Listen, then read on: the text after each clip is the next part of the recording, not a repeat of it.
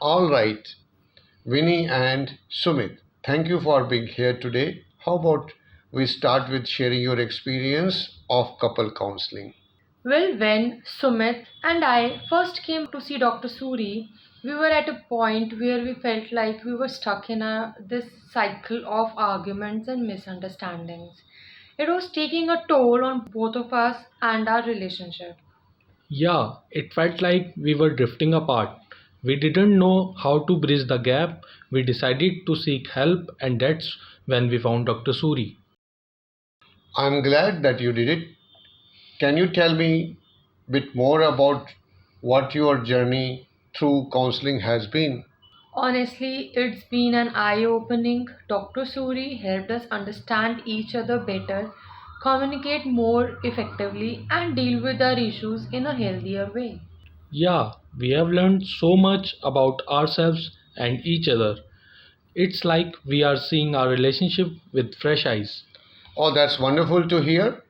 Can you share your specific moments or breakthrough or learning that you have had during the course of counseling sessions? Well, one thing that stands out for me is when Dr. Suri helped us uncover some underlying issues that we did not realize were affecting our relationship.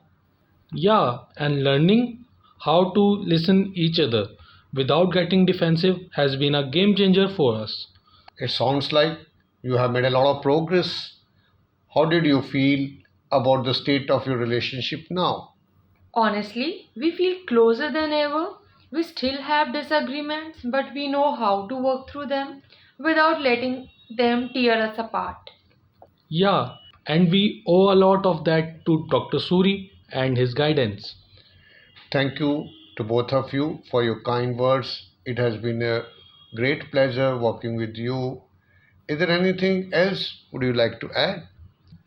Just that if anyone out there is struggling in their relationship, don't hesitate to seek help.